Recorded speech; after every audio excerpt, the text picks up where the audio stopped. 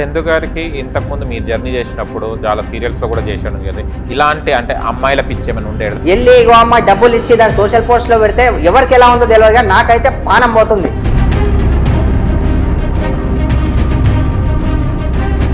చందు గారి సూసైడ్ వార్త విన్న తర్వాత ఎలా ఫీల్ అయ్యారు? అరే దానికోసం చచ్చిపోవడం ఏంది అనేది ఒక కోపం వచ్చింది.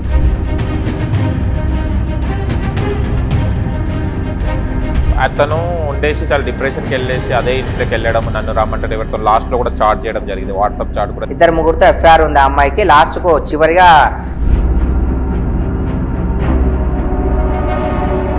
కామంతో ఉంచుకున్న ఒక ఆడది తను చనిపోయిందని చెప్పి దాని మీద అంత ప్రేమ పెంచుకొని నేను కూడా చనిపోతా అనడం చాలా తప్పు.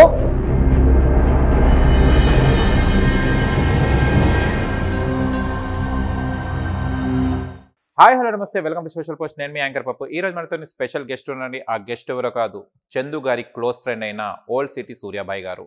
పవిత్ర జయరామ్ గారి మరణం తర్వాత చందు గారు సూసైడ్ చేసుకోవడం అందరికీ తెలుసు, కానీ ఆ చందు గారికి క్లోజ్ ఫ్రెండ్ అయిన సూర్యాబాయ్, ఓల్డ్ సిటీ సూర్యాబాయ్ మనతోనే ఉన్నారు.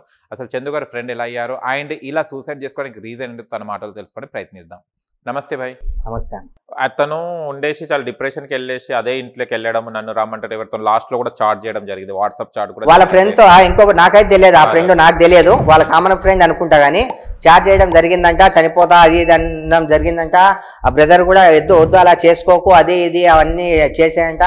కానీ ఇలా అంటున్నాడు కదా అని మనోడు వచ్చి ఎవరికైతే మెసేజ్ చేసాడు అవన్నీ చేసాడు కదా, ఏమో బై ఛాన్స్ ఏమన్నా కావచ్చు అని ఒంటరిగా వదలకుండా, ఎవరైనా వచ్చి ఒంటరిగా వదిలేయకుండా, ఒంటరిగా ఉన్నప్పుడు 100 ఆలోచనలు వస్తాయి, ఒంటరిగా వదిలేయకుండా ఇలా వస్తే బాగుండేదేమో అని నాకు అనిపించేది. ఒకవేళ ఇన్సిడెంట్ ఇలా జరగకపోయేదేమో. ఇంట్లో వాళ్ళు కూడా ఫోన్ చేశారంట, నేను అంత పిరుకోని కాదు, నేనేం చేసుకోను అని చెప్పాడంట. అలా చెప్పే బదులు డైరెక్ట్ ఇక్కడికి వచ్చేస్తే బాగుండేదేమో. చెల్లెలైనా సరే ఒక్కడే ఒంటరి ఉన్నాడు కదా, అన్ని రోజులు నువ్వు కావాలి కావాలి కావాలి కావాలి అని బతిమలానే చెల్లె కూడా ఒకసారి ఇప్పుడు ఒంటరిగా ఉన్నాడు, ఎవరు లేడు కదా అని చెప్పి డైరెక్ట్ ఇక్కడికి వస్తే, అంటే ఈగోస్ ఏమన్నా వాళ్ళ మధ్య ఉండుండాయో లేకపోతే ఏంటో, లేకపోతే ఇప్పుడు మళ్ళీ ఈమె చనిపోయింది కదా అని చెప్పి అక్కడ పోతే ఏమన్నా అనుకుంటారేమో అని ఒక ఈగో కావచ్చు, లేదా ఏం చేసుకోవాలే ఇప్పుడు నేనెందుకు వెళ్ళాలి అని చెల్లె ఈగో కావచ్చు. ఏదైతే ఏముంది జరిగిపోయింది, కానీ తనని ఒంటరిగా వదిలేయకుండా ఎవరన్నా ఒకరు ఉంటే ఈ ఇన్సిడెంట్ జరిగేది కాదేమో అని నా ఆలోచన. అదే ఎవరో ఒక ఫ్రెండ్ కావచ్చు, లేకపోతే చెల్లె కావచ్చు. ఇప్పుడు వెళ్ళిపోయిన తర్వాత ఎవరో ఒకరు వాళ్ళకు ఉండాలి తోడు. ఒక్కడే ఉండడం వల్ల 10 ఆలోచించడం వల్ల న్యూస్ మొత్తం సోషల్ మీడియా ట్రెండింగ్ అదే కావడం వల్ల ఇది కూడా ఒక రీజన్ అనుకోవచ్చు. తోడు ఉంటే బాగుండేది. ఇంటికి రా, పిల్లల్ని చూడు అనే చెల్లెమ్మ లేదు, నీ అప్పుడు తను చనిపోగానే ఉన్నాడని తెలిసి తిను వెళ్ళిపోయి అక్కడ ఉంటే కొట్లాడైనా కుట్టించుకోనైనా ఏం చేసినా ఉంటే బతుకుండేవాడేమో. కానీ మీరు చందు గారి సూసైడ్ వార్త విన్న తర్వాత ఎలా ఫీల్ అయ్యారు? అసలు నా మైండ్ బ్లాక్ అయిపోయింది. ఎందుకో ఫస్ట్ కోపం వచ్చింది నాకు.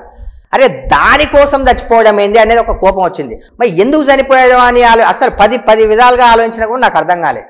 ఎవరికి అర్థమైతే లేదు అసలు ఇప్పటికి కూడా నాకు అర్థం కావట్లేదు. ఓకే తను వెళ్ళిపోయింది, ఓకే తనతో ఎంజాయ్ చేసి అన్నీ అయిపోయినాయి, ఉన్న భార్య పిల్లలతో అన్న ఇప్పుడు బాగుండేది. ఎంత మంచి అమ్మాయి, ఎవరని ఈ జనరేషన్లో ఎవరున్నారు అసలు, ఎవరున్నారు అసలు?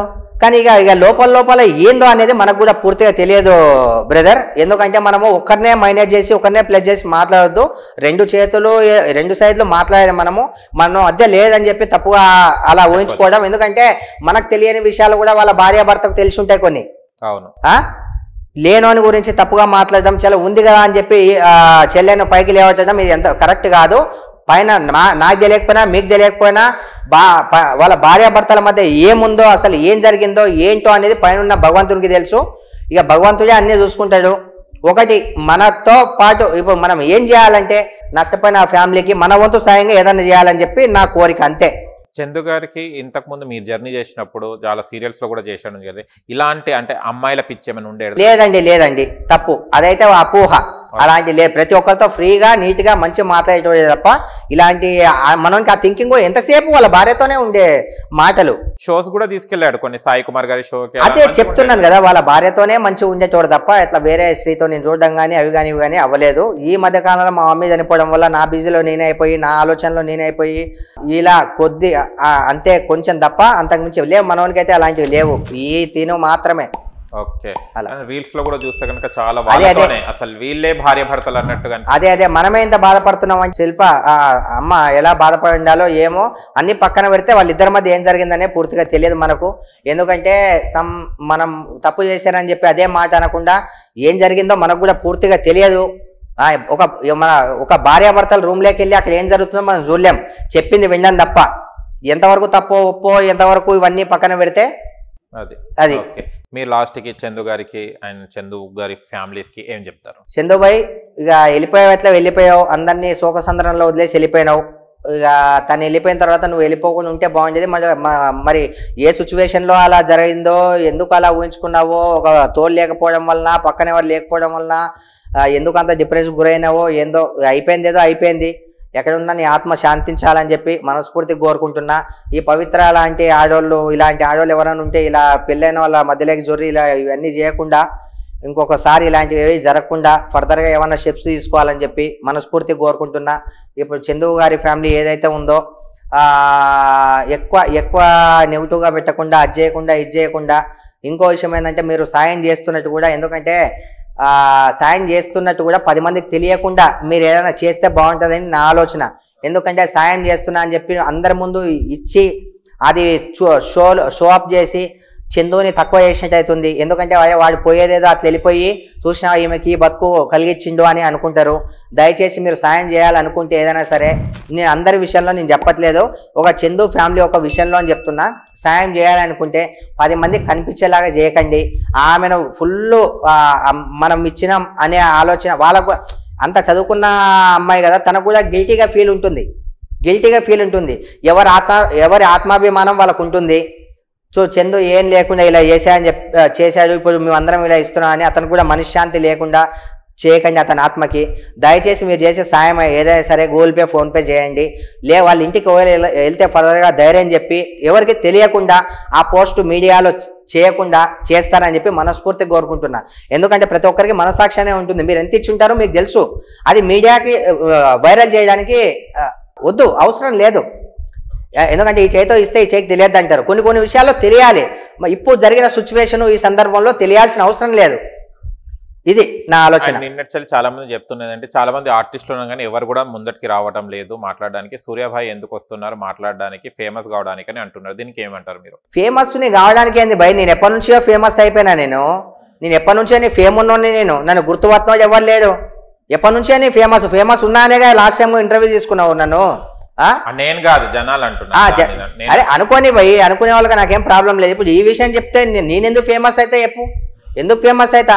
అదే ఇప్పుడు ఆల్రెడీ నేను ఒక ఆర్టిస్ట్ ని, ఒక సోషల్ వర్కర్ ని, నాకు ఒక బాధ్యతారహితమైన ఒకటి ఉంది. అన్నింటిలో కూడా నేను ప్రతి ఒక్కరికి తెలవనోడు ఎవరు లేరే. నేను ఆల్రెడీ ఫేమ్ లోనే ఉన్నా. నేను ఏదో అసలు ఫేమస్ లేని 0 స్టేజ్ లో ఉండి ఏదో చేసుకుంటున్నట్టు. ఒకవేళ నేను 0 స్టేజ్ లో ఉన్నట్టయితే మీరు నన్ను ఇక్కడ దాకా పిలిచేటోళ్ళ. ఇప్పుడు ఛానల్ కూడా మీరు పిలిస్తే నేను వచ్చాను, నా అంతా నేను ఇస్తా అని నీ ఇంటర్వ్యూ అయితే ఇవ్వలేదు కదా. సార్ చెప్పండి మీరు. అదే మీరు పిలిచారు కాబట్టి నేను ఇక్కడికి వచ్చాను. నా అంతా నేను రావలేదు కదా. ఏ ఛానల్ కైనా సరే వాళ్ళు పిలిస్తేనే నేను వెళ్ళా. సరే భయ్, ఇంత నెగిటివ్ గా స్ప్రెడ్ అవుతుంది కదా, కొంచెం దాంట్లో కూడా ఇది ఉంది భయ్, కొంచెం తెలిసింది చెప్దామని వచ్చా అంతే. నాకు అవసరం లేదు ఎవరు ఫేమస్ అయ్యే, నాకు అవసరం లే. ఎందుకంటే అతను చనిపోయాడు పాపం, బాధలో ఉన్నాం అందరం. సమాజంలో ఇంకా ఫర్దర్ గా ఇలాంటివి జరగొద్దని వేడుకుంటున్నాను నేను. వాళ్ళ ఫ్యామిలీకి మీరు కనిపించేటట్టు కాకుండా కనిపించకుండా హెల్ప్ చేయండి అని కోరుకుంటున్నాను నేను. ఎందుకంటే పాపం ఎలా ఉంటుంది, ఒకరు వెళ్ళి అమ్మ డబ్బులు ఇచ్చి దాన్ని సోషల్ పోస్ట్ లో పెడితే ఎవరికి ఎలా ఉందో తెలియదు, కానీ నాకైతే పానం పోతుంది. అంటే ఇంత ఇలా స్టేజ్ లో వదిలేసి అంటే ప్రతి ఒక్కరు తిట్టుకుంటారు. ఇప్పుడు ఆ అమ్మాయి కూడా మనం ఏమన్నా పోనీ ఒక 100 కోట్లు ఇస్తున్నామా చూయించుకో, మనం ఇచ్చే 5,000, 10,000, 15,000 కావచ్చు, దానికోసం మనకు ఏం అవసరం లేదు బ్రదర్ చూయించుకునేది. దయచేసి ఈ ఒక్క సంఘటనకు మాత్రం చెప్తున్నా, వేరే దానిలో మీరు చూయించుకోండి ప్లీజ్. ఈ ఒక్క దాంట్లో చూయించుకునే అవసరం లేదు.